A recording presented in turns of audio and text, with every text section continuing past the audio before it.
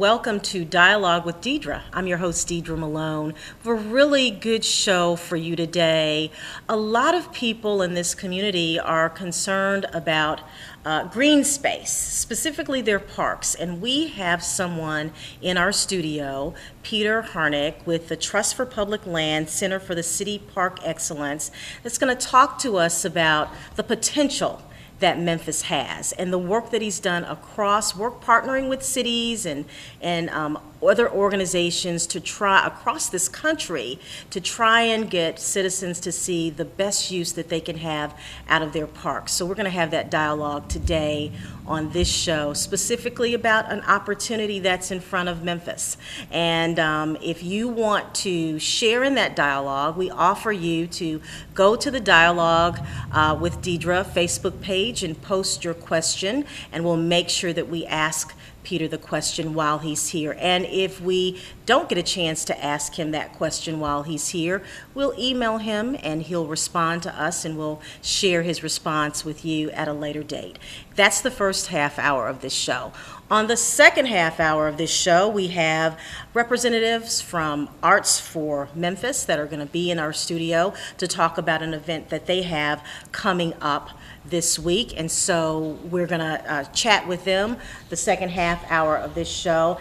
And then before we close out, I want to share some photographs with you of the Shelby County Democratic Party's roast, where they roasted the former mayor of this great city, Mayor W.W. Harrington, as well as had a real good time with Judge Joe Brown, the TV Judge Joe Brown, because he served as the MC. So we're going to talk a little bit about that, bring you up to speed. Thanks for watching us. We're going to take a quick break, and when we come back, we'll start our conversation with Peter. Thank you.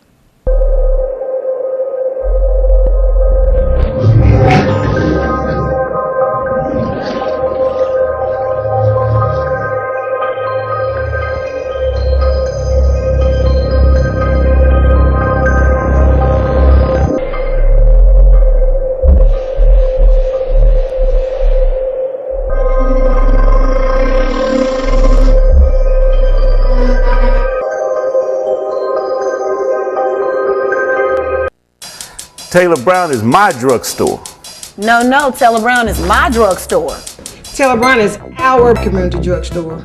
No hassle transfer, auto refills, as well as a $4 generic program. Taylor Brown offers deliveries to all customers, including care homes, senior citizens, and hospice. Taylor Brown accepts Express Scripts, Humana, Cigna, Medco, TennCare, and more. And remember, it is by us, for us.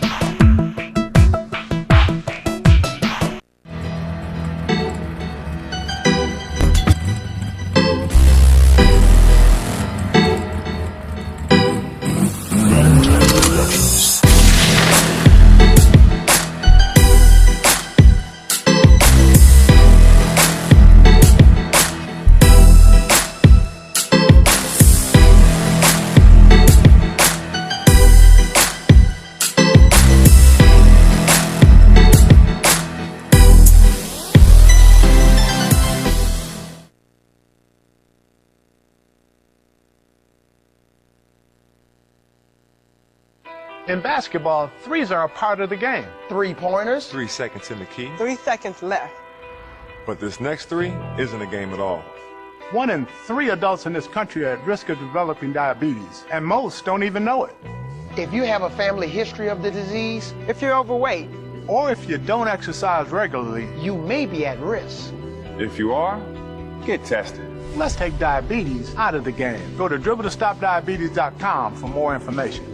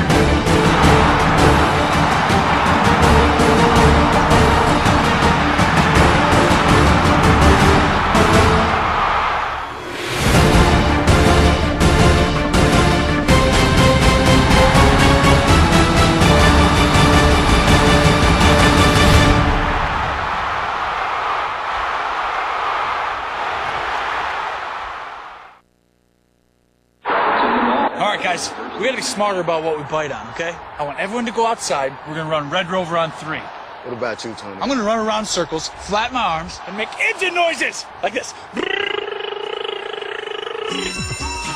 When it comes to playing, we kids are the pros. We're eating right, too. We fuel up to play 60. Your school doesn't have a program? Be a leader. Start one. Click today and join the movement. The Carter Malone Group is a full-service public relations agency. Celebrating 10 years of being in business, the Carter Malone Group is located in Midtown Memphis and represents clients across the country. No matter what size your business, if you are interested in promoting your product or service and increasing your market share, contact the firm that can help you meet your goals. The Carter Malone Group. Call 901-278-0881 today.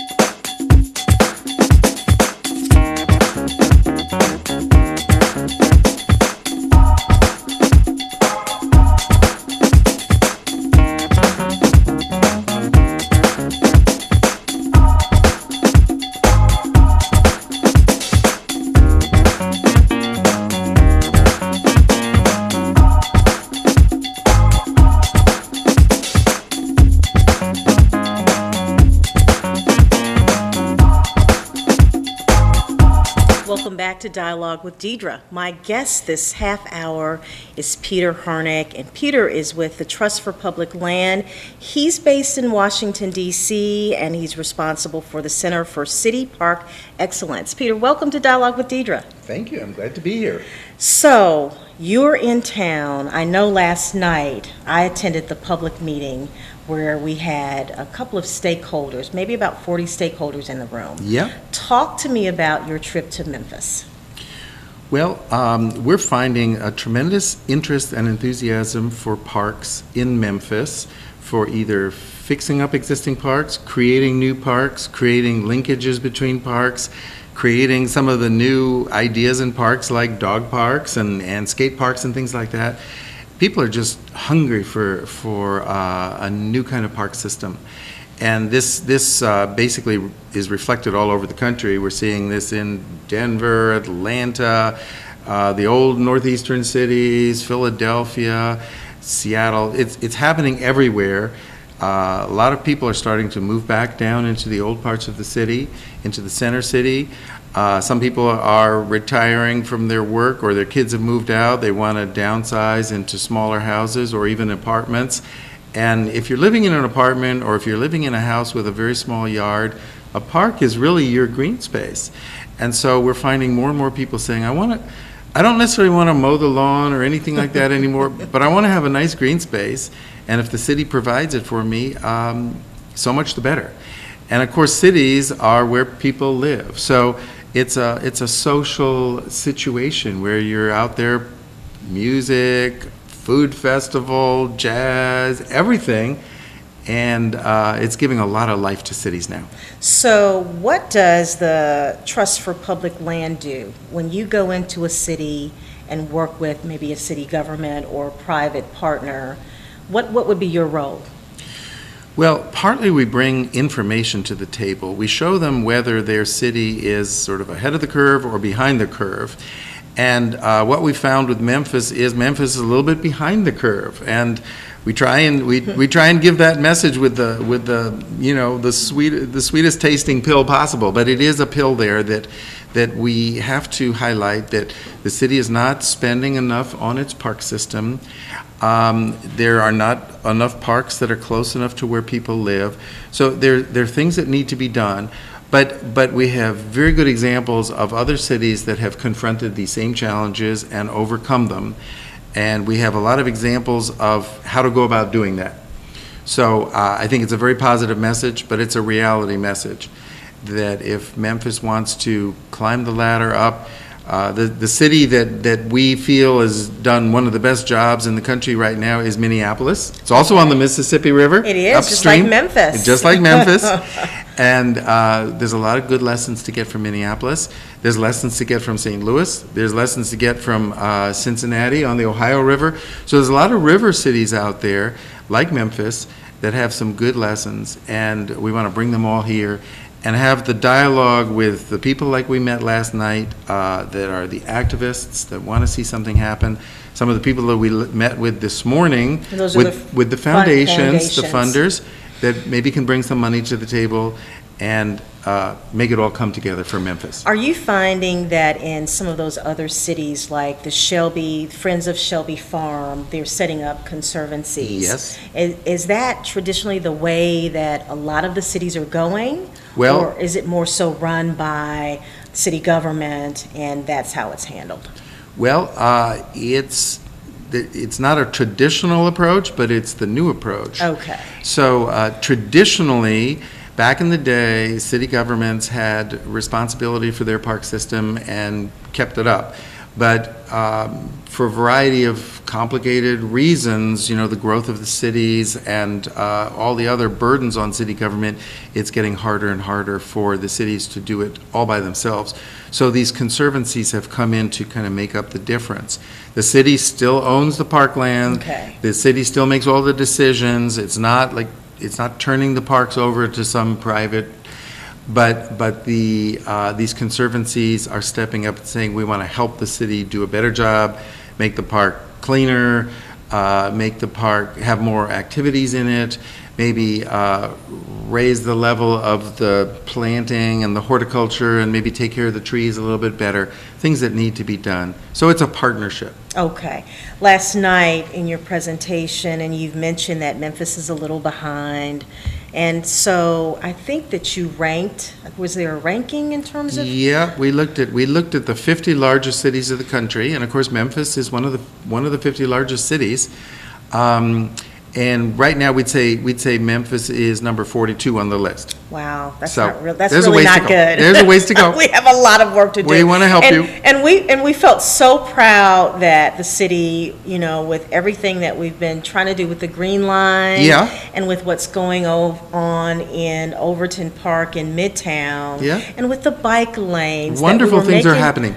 Progress. Well, maybe if this is the first year we did it, maybe if we had done the study 10 years ago, you would have been number 48. Right. So you're already moved up a little bit. Yeah. No, I'm so impressed. I get to Memphis every 5 years, let's say, and so I get to see the changes, and the changes are impressive. Okay. So the changes are impressive. The trails, the greenways, the trails, the riverfront. But we still have a little work to do. What are you, in terms of Minneapolis, what are some of the innovative things or exciting things that they're doing on their riverfront? Or with their parks in general? With their parks. Now, Minneapolis has the benefit that right from the beginning, back in the 1800s, their whole park system was very carefully planned out, and they've embellished on that and increased it. So I'm not saying that it only happened 140 years ago and they've been resting on those laurels, but they had a very good bones of a structure of a trail system and individual parks and lakes around the city, and people built houses and apartment buildings around the lakes, so they got the additional value of seeing these beautiful parks, being within walking distance of a park. So they had some good things to work with, and then they've kept it up. Okay. The city is very sports-oriented, very outdoor, even though it's so cold there in the winter. They put on their snowsuits and they put on their ice skates, and then they take out their cross-country skis. So that's kind of a 12-month city that loves the outdoors. And Peter, is there like a financial investment from city government, county government, or is it a lot of private money going into the park system? In their case, they have a very good public investment. They actually have a system that maybe Memphis could consider in the future of the park department being separately funded, being funded partly out of the tax revenue from the property tax. So when people pay their property taxes in Minneapolis, I don't know the percentage split, but let's say 90% goes to the city and the schools and things like that, and 10% goes to the parks. Okay. And so they they know every year how much money they're going to be getting, and they can do that kind of planning. So they do raise some, they have some foundations there, just like you have foundations here, that add some money to it. But they're able to do some public investment planning, really good investment planning, like could be done here, is being done here, and could be done even more so here. Okay, because that's exciting to hear, because we do that when it comes to, specifically on the county side, when it comes to education. Yeah. Allocate a certain portion of the revenue for education. So if we as Memphis and Shelby Countyans think that, parks should be very important and a priority, that makes sense. Exactly. And then the other thing that we love all over the country are these partners, not only public-private partnerships, but what we call public-public partnerships. Because, for instance, you're talking about schools. Schools, every school has a schoolyard, and some of those schoolyards are pretty nice, some of them are kind of run down, but many of those schoolyards are locked up after school hours. And if the neighborhood partners with the school and works out some arrangements, we found tremendous success in saying we're going to unlock, the schoolyard is going to be locked during school hours, and that'll be for recess and the kids to play there. After school is out, unlock it, it's open to the community.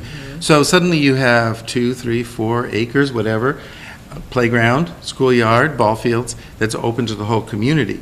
So I showed last night, I showed a map of which parts of the city are too far from their nearest park. Maybe there's a school right there that actually has a schoolyard. You work out the arrangement with the school superintendent, and it could be a neighborhood park. That's really good. After school, weekends, summers. That's really good. What we're going to do right quickly, Peter, we're going to take a quick break, and when we come back, we'll continue our dialogue. Okay, wonderful. Okay? Thank you. You're watching Dialogue with Deidre.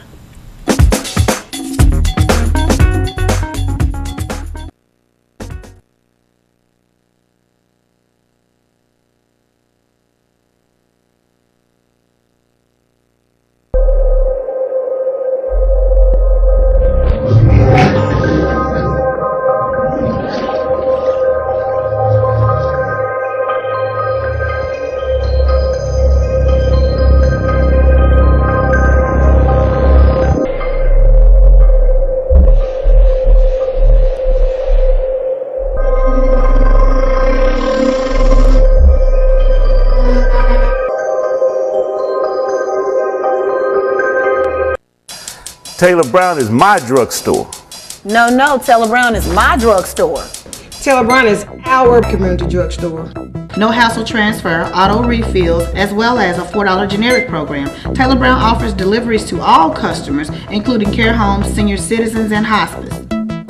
Taylor Brown accepts Express Scripts, Humana, Cigna, Medco, TennCare, and more.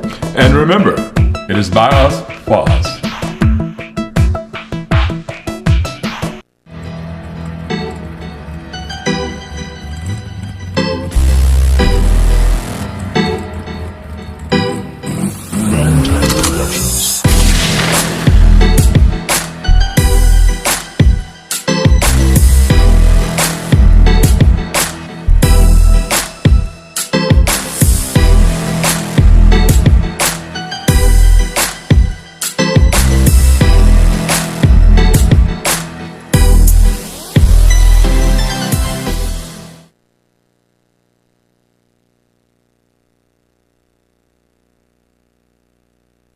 In basketball, threes are a part of the game. 3-pointers. 3 seconds in the key. 3 seconds left.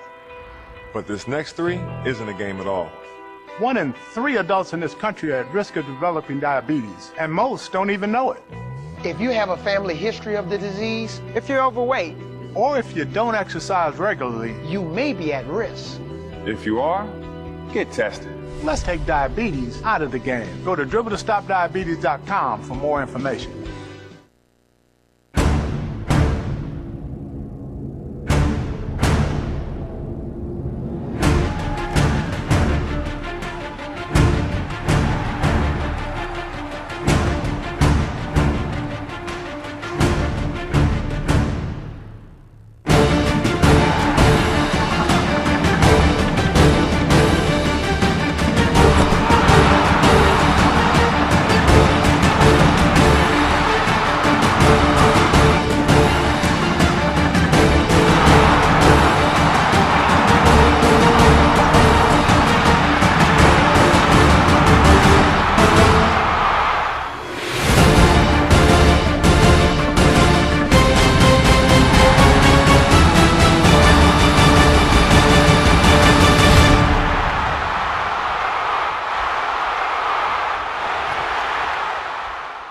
The Carter Malone Group is a full-service public relations agency. Celebrating 10 years of being in business, the Carter Malone Group is located in Midtown Memphis and represents clients across the country. No matter what size your business, if you are interested in promoting your product or service and increasing your market share, contact the firm that can help you meet your goals. The Carter Malone Group. Call 901-278-0881 today. NFC, AFC, offensive linemen, defensive tackles, quarterbacks, and cornerbacks are all living united to ensure the academic success of millions of kids in our communities all the way to graduation day. But that won't happen without you. So take the pledge at unitedway.org. Make a difference in the life of a child. Suit up like your favorite NFL players and become a volunteer reader, tutor, or mentor with United Way.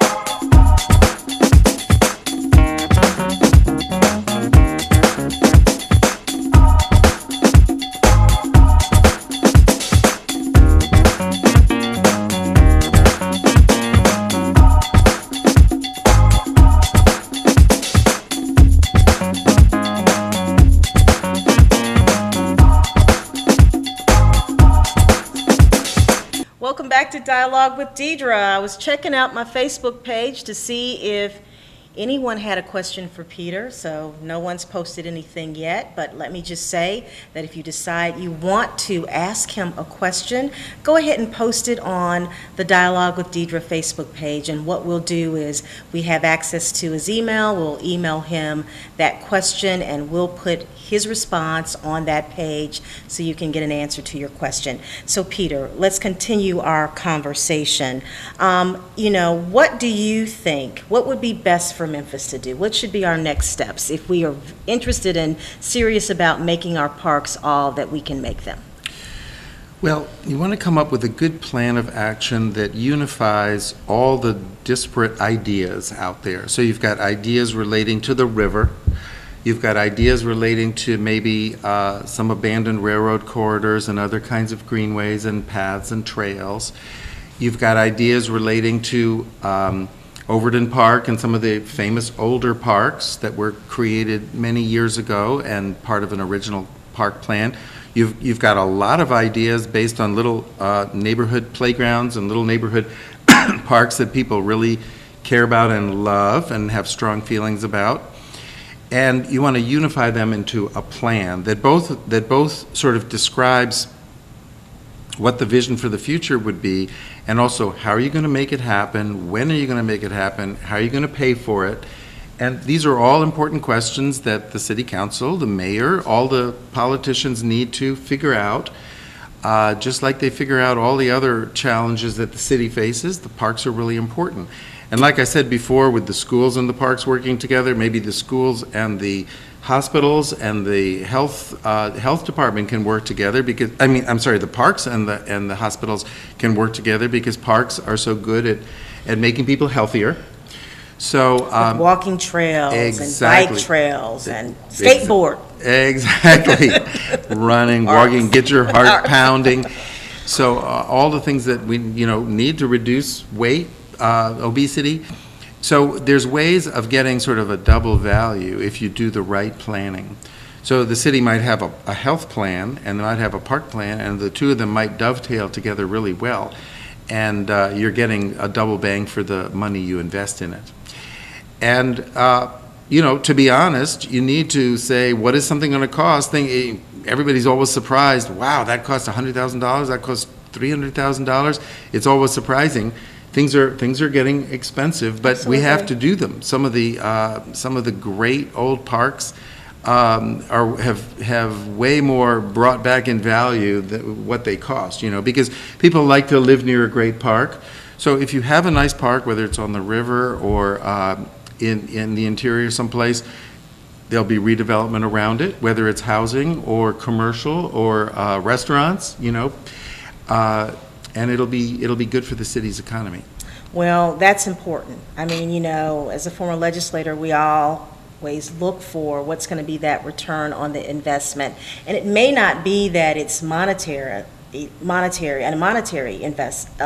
return. It could be that it's just we're having healthier lifestyles. Yeah. People are living longer because they're going to the parks and they're exercising and they're taking advantage of that green space. And it will be monetary. It'll eventually be monetary because if you have one less doctor visit a year, you're true, saving Peter. money. That's true. Yeah, you can spend and it if on you're something healthier, else. Yeah, that's true. Exactly. So in terms of, I know some cities, they do master plans for everything. So do you think it would make sense for Memphis and Shelby County to consider a master plan where we look at, what could potentially happen and how we can make the best use of our assets? I mean, I think the last time that the city did planning for parks was in 1999 or maybe even earlier than that. So it's time to do it again. And of course, you need a physical plan to know where the parks are and what should be done with them. But you also need a plan for how you're going to fund it. Okay. And as we pointed out, the funding for parks in Memphis is on the lower side. And we need to figure out a way of raising that funding, whether it's through property tax or through a sales tax or through a bond. Some cities actually ask their citizens whether they want to vote in favor of a bond to fix up rundown parks, and in nearly all cases they do. They vote for it. It's very interesting. Very often politicians will say, well, parks are great, but we can't afford them. And then you put that vote up to the public, and people say, yeah, we're willing to pay $5 more per person per year if we can get good parks out of it. And I think that's the best way for a legislative body to handle it, because they may be interested in putting money or finding money in the budget or raising property taxes. But when you take that referendum to the people and let them have a voice in that decision, normally they do the right thing because they really do. They prioritize and they know what's important. And exactly. If parks are important specifically to those of us who have children or those of us who may not have children but want to have green space around us, specifically those who live in the inner city. And be able to walk in those parks and exercise, we'd vote yes. Exactly. Sometimes they say, richer people are more in favor of parks than poorer people, but that's not true. Poorer people are our strongest advocates for parks. They get less vacation time. They don't have a house out in the country or anything like that.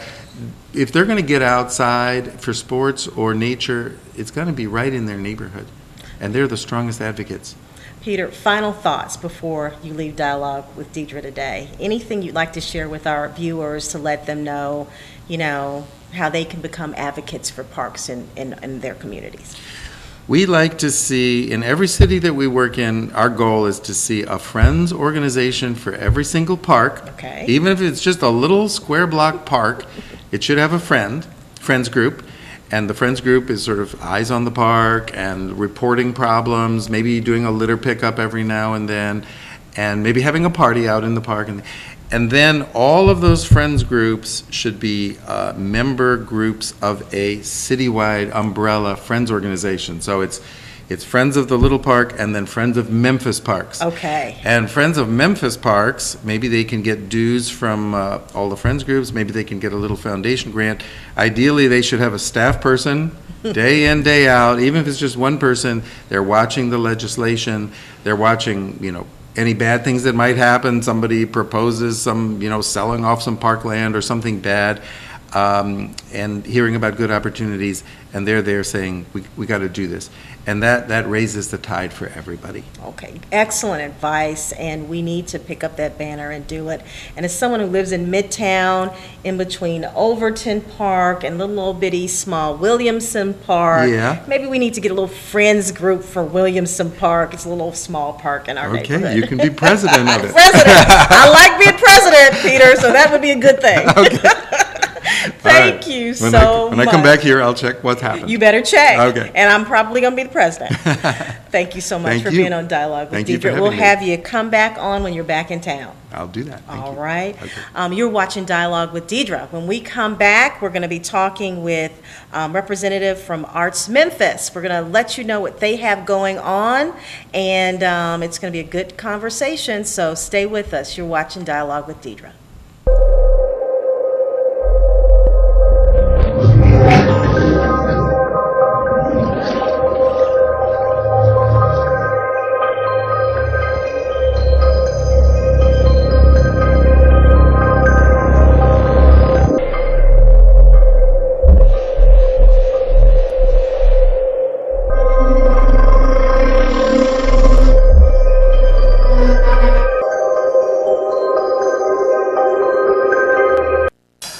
Taylor Brown is my drugstore.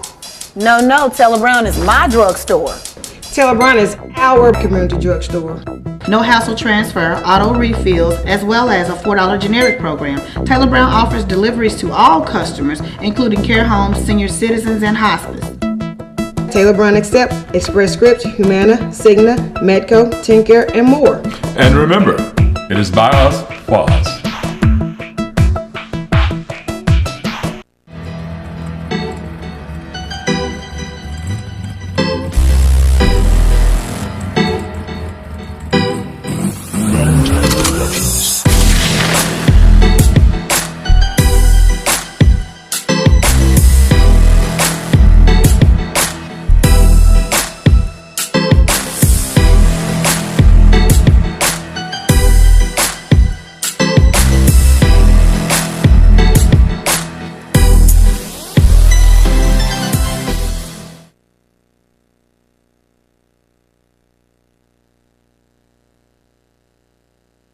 In basketball, threes are a part of the game. 3-pointers. 3 seconds in the key. 3 seconds left.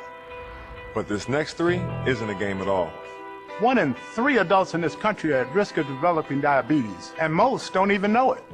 If you have a family history of the disease, If you're overweight, Or if you don't exercise regularly, you may be at risk. If you are, get tested. let's take diabetes out of the game. Go to dribble2stopdiabetes.com for more information.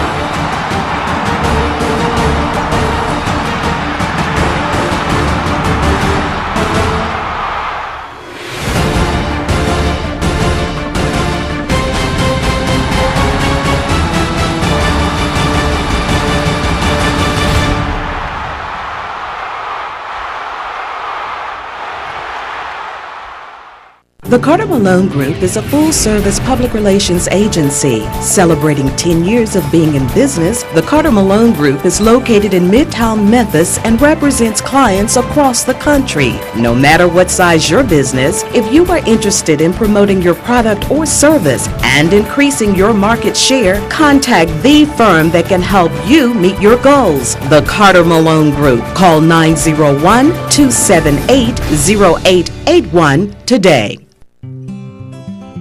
NFC, AFC, offensive linemen, defensive tackles, quarterbacks, and cornerbacks are all living united to ensure the academic success of millions of kids in our communities all the way to graduation day. But that won't happen without you. So take the pledge at unitedway.org. Make a difference in the life of a child. Suit up like your favorite NFL players and become a volunteer reader, tutor, or mentor with United Way.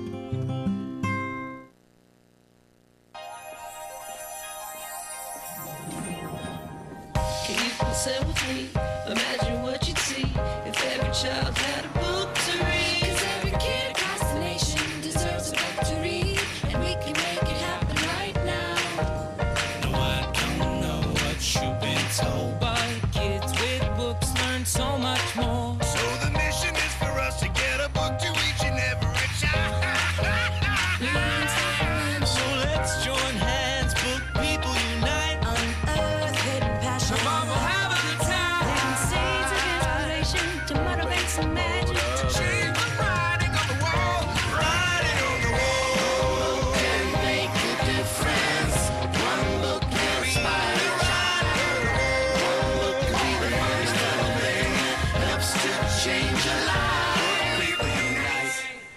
Read to a child today and spark a lifetime of ambition.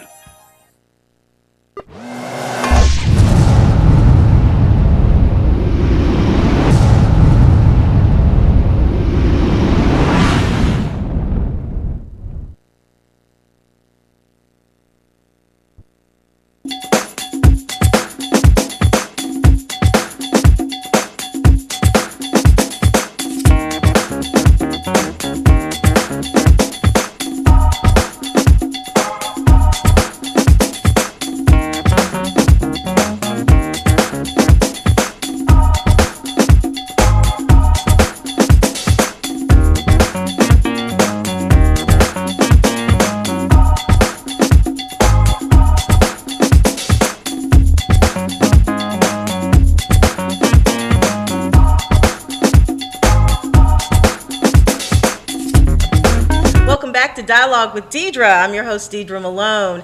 I am so excited. Arts Memphis is in the studio with me. I have Lauren Boyer, who's our marketing director. I've promoted her. Welcome to Dialogue with Deidre. Thank you. As well as Tarrin McGhee, who is on the host committee for a big event that's going to be taking place this Sunday, and they're going to invite you out. But right before we get to talking about that event, we want to tease you a little bit. We want to talk about Arts Memphis. Welcome, ladies, to Dialogue with Deidre. Well, thank you so much for having us. Oh, really sure, excited. Sure thing. Now, talk to me about the organization, Arts Memphis. Arts Memphis has been around for 50 years, since 1963. Same year, same. And that's amazing.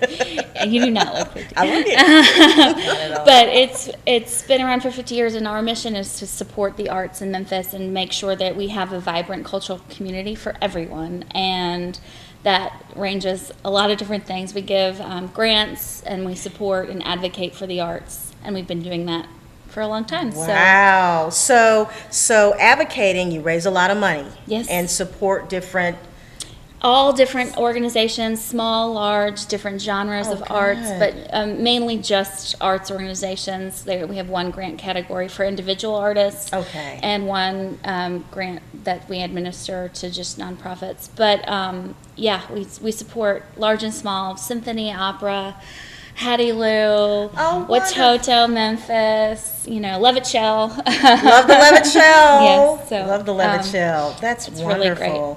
And so how does that grant process work? Let's talk about that really. Sure. For individual artists? Individual artists. This year, actually, the deadline was a few days ago. We're sorry. We'll have it again next year, but it's a very simple process. It's on our website. You can go to artsmemphis.org and find under grants and services. We have lots of resources for artists and for arts organizations. We have a cultural calendar with an artist directory, as well as all the great events happening in the city. There's lots of different, we have 11 different categories to apply for grants for. That's so wonderful. That's where you find all the information under grants and services. So let's talk about what's going to be happening Sunday. Tarrin, you want to talk about the event on Sunday? Sure. So the event Sunday is Shell Out for the Arts. We are in our third year, correct? Yes, the third year. In our third year hosting this event, and it's just an opportunity to get the community to come out to support Arts Memphis and the various programs that they put on to support the arts community here in our city. So is there going to be someone singing, dancing, painting? What's going to be happening? We're going to have Rufus Thomas's daughter.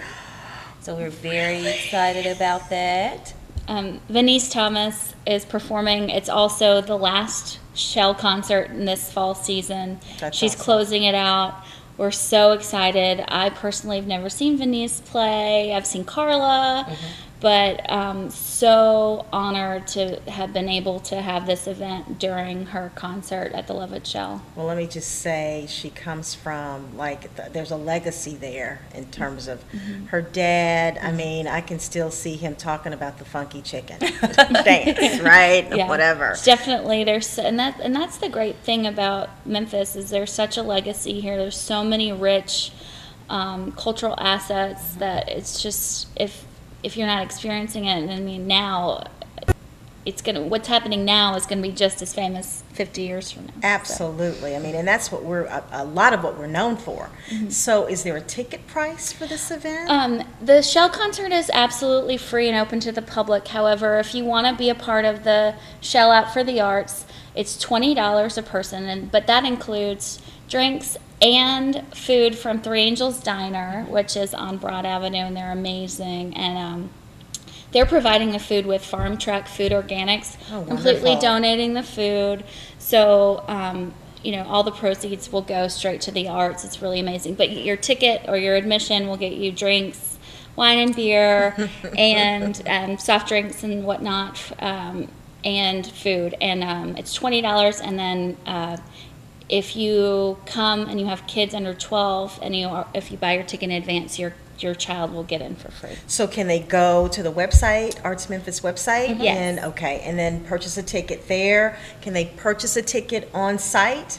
You can, however, every time we've done this event, it's sold out before the concert. Well, even then you don't starts. want to risk it. You Yeah. really need to go online like right now and purchase your tickets. Yeah, we want to encourage everyone to get their ticket before Sunday because we don't want to turn anyone away. That's good. So what's your goal in terms of how many tickets are you trying to sell?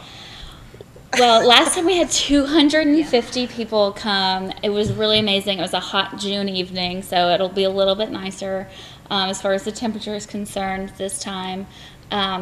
So I think we want to do as good as we did last time. Okay, at least 250. Yes. At least. Yes. Okay, so you have an opportunity. The ladies are here. Go ahead and go to the website now because I want them to sell some before they get out of the studio. Okay. That would be great. So now, so I'm excited to hear her. Rufus Thomas's daughter. I mean, I live blocks from the Shell. Mhm. I feel real fortunate when I was on the commission when they were trying to organize and put together the board that I worked with Barry to go ahead and launch What this. an amazing! Isn't it amazing? What's happened in such a few? I mean, it was 5 years ago that Shell was almost it was It's abandoned. hard to and- believe it's yeah. been 5 years, Mhm. and the concerts that they've had there. And the fact that they offer the concerts for free, I mean, it's just amazing. It's just an amazing opportunity for Yeah. people We're- to experience that venue. That's amazing. It's one of the greatest assets in Midtown. And speaking to your previous guest and the park system, I mean that's in a public park in Overton Park with the Memphis College of Art, with the Brooks Museum, Levitt Shell. All of those are supported by Arts Memphis, and so that's good. even now, talking about how do we connect our assets and really leverage what we have to offer Memphis. It takes a lot of people to bring those things together, but it's so incredible when it does. It does. And so let's just talk like even on a broader scale in terms of, development. I mean, I know that you guys are constantly fundraising because there's such a need in this community when it comes to the arts. I mean, I'm going Friday afternoon. What's the name of it's a dance group. It's relatively new to this community, and Is it Collage? Collage. I was going to say Collage. I'm going. They're I'll be also one- supported by Arts. Oh, really? That's Yeah. wonderful. I was asked to go, I guess, and judge. I don't know if it's their business plan or something Friday afternoon, but everything I've heard about them is that they're absolutely amazing. Yeah. So, and new ballet ensemble. There's so much dance in our community, which is, just speaks volumes to the talent, the raw talent that we have. Something that New Ballet Ensemble, Ballet Memphis, Collage Dance Collective, Ballet on Wheels. We could go on. I think there's even a few that I'm missing, right? Dance Scholars Incorporated. Oh, wow. There's so many great programs available, but there's so much great talent. Like something that Collage says that is so great to hear is, they're not from our community. They came and brought the professional African American company here. Right. But they also brought a school, and what they said, and they always say why they came here was, well, if you're going to build a diamond mine, you do it where the diamonds are. That's incredible. And so there's so much talent, and the talent that is in just raw in our community. Obviously, we've produced, Venice Thomas. Absolutely. Who's going to be at the Levitt Shell on Sunday From 6:30 till? To 6:30 to 9:30. The concert starts at 7:30. And from 6:30 to 7:30, we'll just have a reception where you can get food and drink. And then the concert will start from 7:30 to 9:30-ish. Okay. And again, tickets are on sale at artsmemphis.org. And if you want to help support what's going on in Memphis and the arts and making it a great place to live and be, come to shell out. Please. Wonderful. Wonderful. Ladies, thank you so much for coming by today. And we'll have you come back and talk a little bit more about Arts Memphis, okay? Would love that. All right. When we come back, you're watching Dialogue with Deidre. We'll talk a little bit about the Democratic Party's Harrington Roast. We'll show you a few photos from that, and I'll give you my perspective on how that event went. So you're watching Dialogue with Deidre. We'll be back in a moment.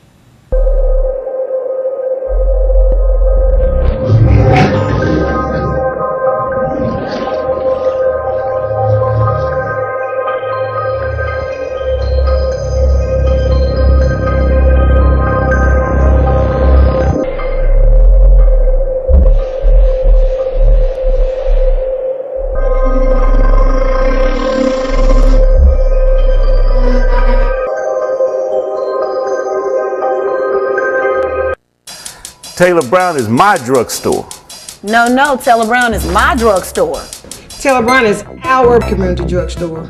No hassle transfer, auto refills, as well as a $4 generic program. Taylor Brown offers deliveries to all customers, including care homes, senior citizens, and hospice. Taylor Brown accepts Express Scripts, Humana, Cigna, Medco, TennCare, and more. And remember, it is by us, for us.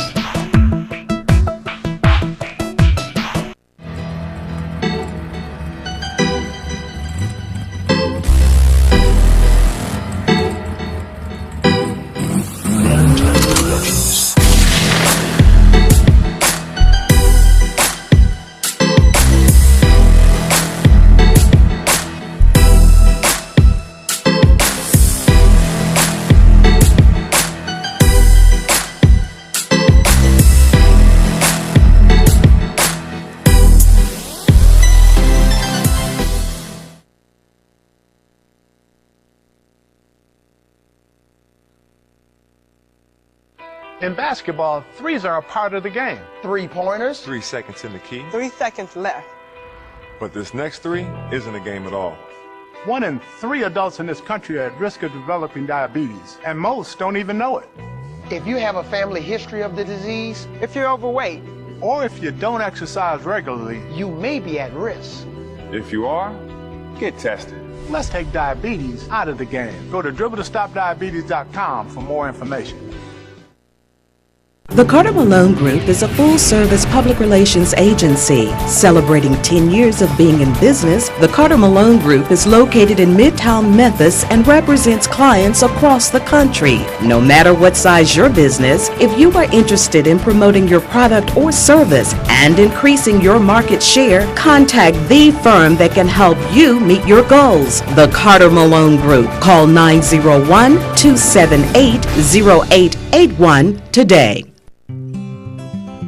NFC, AFC, offensive linemen, defensive tackles, quarterbacks, and cornerbacks are all living united to ensure the academic success of millions of kids in our communities all the way to graduation day.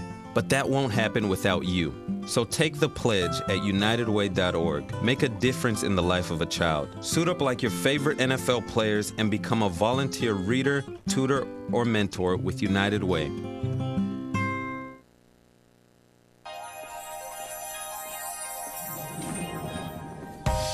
Say with me, imagine what you'd see if every child had a book to read. 'Cause every kid across the nation deserves a book to read, and we can make it happen right now.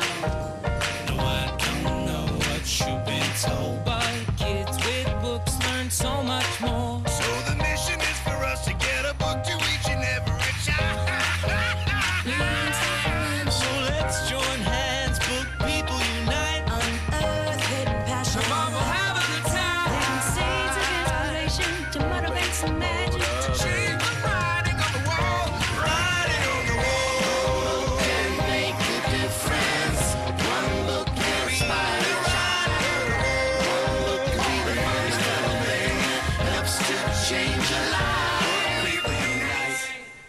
Read to a child today and spark a lifetime of ambition.